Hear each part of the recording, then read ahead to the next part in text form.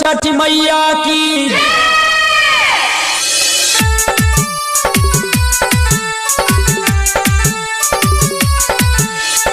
DJ Ranjan Maithili दुल्हन आ गया, मिथिलांचल में छा गया। DJ Satyam Madneshwar Khan presented by Dulhan music. केहन समैया एलै गेहूं महंग भेलै, कैसे के अरघ देखेबै हो। केहन समैया एलै गेहूं महंग भेलै, कैसे के अरघ देखेबै हो। घरवा में कुछो नहीं छै पूजा के समान हो, छठी के बरतिया कैसे करबै हो राम। घरवा में कुछो नहीं छै पूजा के समान हो, छठी के बरतिया कैसे करबै हो राम। म्यूजिक डायरेक्टर राजीव जी के। डीजे रंजन अहाँ सब सुनि रहल छी मदनेश्वर स्थान मदना से दुल्हन म्यूजिक की शानदार प्रस्तुति।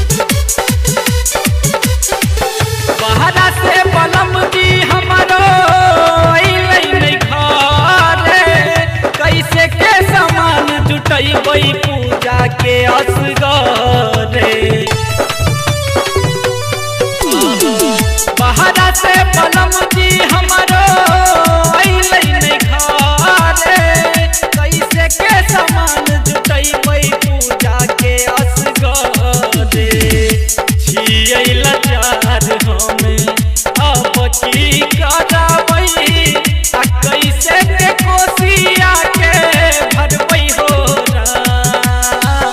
घरवा में कुछो नहीं छै पूजा के समान हो, छठी के बरतिया कैसे करबै हो राम।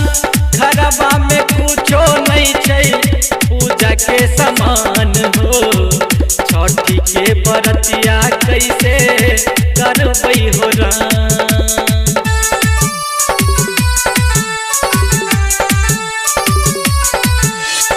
डीजे रंजन अहाँ सब सुनि रहल छी मदनेश्वर स्थान मदना से दुल्हन म्यूजिक की शानदार प्रस्तुति। आई पर के बरतिया हमरो भेलै तू सवार हो, के करा से मांगी हमरा कोई नहीं दै उधार हो। आई पर के बरतिया हमरो भेलै तू सवार हो, के करा से मांगी हमरा कोई नहीं दै उधार हो। बिया परदेसी गुडू पैसो नहीं पठैल कई, कैसे के बजरिया हमहू जइबै हो राम। घरवा में कुछो नहीं छै पूजा के समान हो, छठी के बरतिया कैसे करबै हो राम।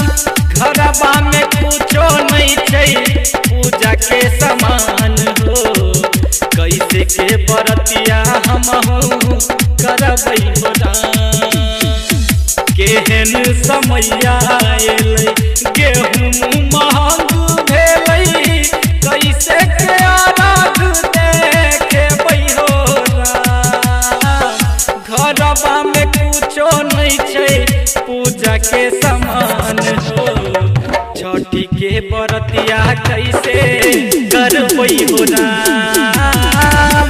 घरवा में कुछो नहीं छै पूजा के समान हो, छठी के बरतिया कैसे